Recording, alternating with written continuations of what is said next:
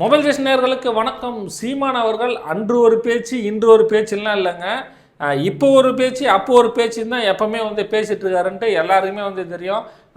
இப்போ என்ன பேசினார் அப்படின்னு பார்த்தோம் அப்படின்னா, முதல்வர் ஸ்டாலின் அவர்களை சந்திச்சதுலேருந்தே அவருக்கு என்ன ஆச்சுன்னு சொல்லிட்டே தெரியல அப்படின்னு சொல்லிட்டு எல்லாருமே வந்து சொல்கிறாங்க. ஏன்னா முதல்வர் ஸ்டாலின் அவர்களை சந்திக்கிறதுக்கு முன்னாடி வந்து பார்த்தோங்கன்னா விஜயை ரொம்ப பாராட்டுவார், ரொம்ப புகழ்ந்து பேசுவார். அதே போல் அவருக்கு வந்து இந்த ஒய் கேட்டகிரி பாதுகாப்பு கொடுத்ததுக்கும் ரொம்ப ஆமாம் தம்பிக்கெல்லாம் கொடுக்கணும் அப்படின்ற மாதிரி ரொம்பவும் புகழ்ந்து வேற பேசியிருந்தாப்புல. இப்போ வந்து பார்த்தங்க அப்படின்னா சமீபமாக முதல்வர் ஸ்டாலினை சந்திச்சிட்ட பிறகு வந்து பார்த்தோம் அப்படின்னா இவனுங்களாம் எதுக்கு அப்படின்ற மாதிரியே வந்து பேசுகிறாப்புல.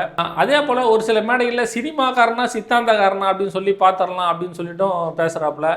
இப்போ நேற்று வந்து பார்த்தோங்கன்னா காமராஜர் அவர்கள் பிறந்த நாளை முன்னிட்டு பேசினா போல இவரெல்லாம் வந்து ஜெட் கேட்டகிரி ஒய் கேட்டகிரியா வச்சிருந்தாரு காமராஜர் எங்கள் தாத்தா. இப்போ வரவங்களாம் வந்து பார்த்தாங்க அப்படின்னா பாதுகாப்போடவே வந்து இருக்கிறாங்க அப்படின்ற மாதிரி ஒரு விமர்சனங்களாகவே வந்து பேசியிருந்தாங்க. எல்லாரும் சொல்லக்கூடிய விஷயங்கள், அதாவது விஜயை வந்து ரொம்ப காட்டமாக விமர்சனங்கள் வைக்கக்கூடிய விஷயங்கள் இப்போ சமீபமாக முதல்வர் ஸ்டாலின் அவர்களை சந்திச்சிட்ட பிறகு தான் இந்த விமர்சனங்கள்லாம் வந்து வெளிப்படுது அப்படின்னே வந்து சொல்கிறாங்க. எல்லாருமே வந்து பார்த்தோம்னா சீமான் அவர்கள் முதல்வர் ஸ்டாலினை சந்திச்சுட்டு வந்துட்டோன்னே எல்லாருமே சொன்ன விஷயங்கள் என்ன அப்படின்னா, அவரு இந்த தேர்தலில் வியாபாரத்தை முடிச்சிட்டாரு. இந்த முறை வந்து திமுகவுக்கு ஆதரவாகவே செயல்படணும். நீங்கள் வந்து யாரு கூடயும் கூட்டணி போகக்கூடாது, நீங்கள் தனியாக தான் நிற்கணும், உங்களுக்கு என்ன வேணுமோ எல்லா தொகுதிக்கும் நம்ம செஞ்சு கொடுப்போம் அப்படின்ற மாதிரி சுற்று வட்டாரங்களில் பேச ஆரம்பிச்சிட்டாரு. அதே போல் அவர் வந்ததில் இருந்தும் களத்தில் விஜயா சீமானான்ற மாதிரி ஒரு பேச்சு வந்து பேச ஆரம்பிச்சிட்டாரு. விமர்சனங்களும் வந்து வேற வைக்க ஆரம்பிச்சிட்டாரு. தேர்தல் காலத்தில் எப்படி நடக்க போகுது அப்படின்னு சொல்லிட்டு தெரியல.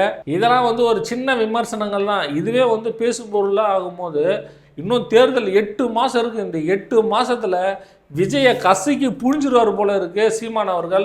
முதல்வர் ஸ்டாலினை சந்திச்சிலேருந்து சீமான் இப்படி பேசுகிறாரா, இல்லை இதுக்கு முன்னாடியே நீ இது மாதிரி பண்ண அப்படின்னா லாரியில் அடிபட்டு தான் சாவு அப்படின்னு சொல்லிட்டு அப்போ இருந்தே விமர்சனங்களை வச்சப்பவே விஜய் மீது ஒரு அதிருப்தியிலே வந்து இப்போ வரைக்கும் இருந்தாரான்னு சொல்லிட்டு மக்களாகி உங்கள் கருத்துக்களை வந்து சொல்லுங்கள். சீமான் அவர்கள் எவ்வளோதான் வந்து விஜய் மேலே விமர்சனங்கள் வச்சாலும் இன்னும் விஜய் அவர்கள் சீமான் மேலே எந்த ஒரு விமர்சனங்களும் வைக்காதான் இருக்காங்க.